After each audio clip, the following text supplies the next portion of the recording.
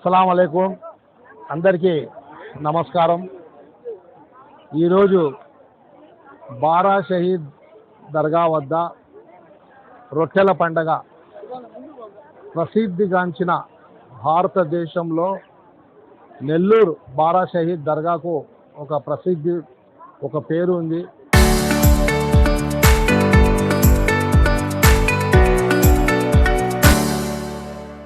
ఇక్కడ కుల మతాలకు అతీతంగా దేశంలో నలుమూల నుంచి ఇక్కడికి వచ్చి ఈ మొహరం మాసంలో వారి యొక్క కోరికలు, వారి బిడ్డల భవిష్యత్తు అయితేనే, పిల్లోళ్ళ పెళ్ళిళ్ళు అయితేనేమి, సంసారం బాగుండాలా, ఆయు ఆరోగ్యాలు ఉండాలా, ఇళ్ళు కట్టుకోవాలా అనే ఒక ఆశతో ఇక్కడికి వచ్చి ఒకరి చేతుల్లోంచి ఒకరు రొట్టె మార్చుకోవడం। ఈ రొట్టె మార్పిడిలో ఎక్కడ కూడా కుల మతాలు అని చూడకుండా ఒకరికొకరు సంతోషంగా ఈ యొక్క పండుగ జరుపుకుంటున్నారు। దీనికి నేను నెల్లూరు యొక్క ఈ బారా షహీద్ దర్గా ఎవరైతే మెయింటెనెన్స్ ఉన్నారో వారందరికీ శుభాకాంక్షలు తెలియజేసుకుంటున్నా। అలాగే ముఖ్యంగా నేను ఒక రొట్టె వదిలినాను। దయవుంచి ఈ రొట్టెను నేను వదిలింది ఏమీ చేయలేక నిస్సహాయ పరిస్థితిలో కడప నుంచి వచ్చి, కడపలో గడిచిన నెల 9వ తేదీ కడపలో జరిగిన ఒక దౌర్భాగ్యమైన సంఘటన।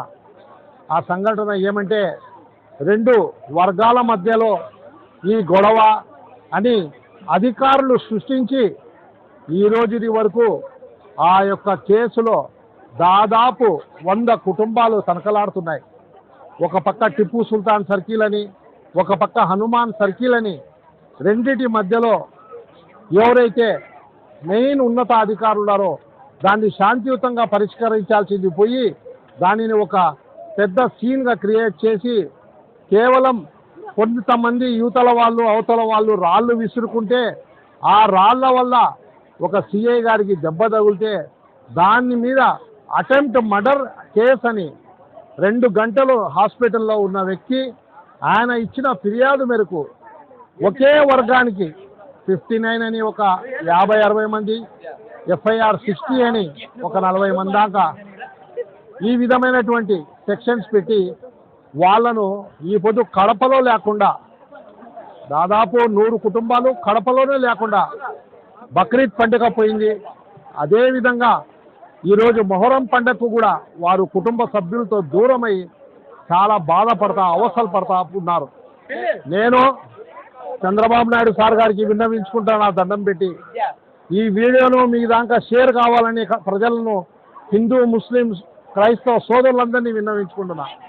దయవుంచి కడపలో ఏదైతే FIR కట్టారో దాని మీద ఒకసారి పునరాలోచించి దాన్ని తిరిగి ఏ సెక్షన్స్ అయ్యి పెట్టారో ఆ సెక్షన్స్లో తొలగించి ఎవరైతే దీంట్లో నిజంగా ఇన్వాల్వ్ అయినారో, ఎవరైతే శాంతియుతంగా ఉండవలసిన కడపను అల్లరిగా చేసి కుల మతాల మధ్యలో చిచ్చు ఎవరైతే పెట్టారో అటువంటి శక్తులను ఖచ్చితంగా శిక్షించండి, కానీ అమాయకుల్ని కాపాడవలసిందిగా విన్నవించుకుంటున్నా।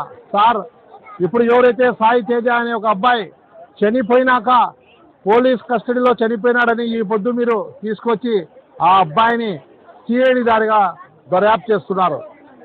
అదేవిధంగా పరారైన 100 మంది కుటుంబాలు ఆవేదనైంది। నేను ఈ పొద్దు ఈ బారా షహీద్ దర్గా దగ్గర నుంచి మీకు విన్నవించుకుంటున్నా, మిమ్మల్ని చేతులు ఇచ్చి జోడించి చెప్పుకుంటున్నా, దయవుంచి ఇందులో కూడా ఎవరైనా చనిపోయినాక అప్పుడు మీరు విచారించినా దానివల్ల లాభం లేదు। ఇక్కడ ఎట్లయితే హిందూ ముస్లింలు క్రైస్తవులు ఒక కులం లేదు, ప్రతి ఒక్కరు వచ్చి అల్లాహ్ తాలాను, భగవంతుని, జీసస్ క్రైస్తు వారి యొక్క ప్రార్థనలు ప్రార్థించుకొని ఒకరి దగ్గర నుంచి ఒకరు రొట్టెలు తీసుకుంటూ మా యొక్క అందరి బతుకులు బాగుండాలని కోరుకుంటున్నారు। దీన్ని మీరు ఈ యొక్క పండుగ యొక్క ఇస్లాం మతం నేర్పించేది ప్రేమ అనుభవాలు, ప్రేమతో అందరూ ఉండాలా, అందరూ బాగుండాలా। మొహరంలో ఎవరైతే షహీద్ అయినారో దేనికోసం? సుఖశాంతి కోసం।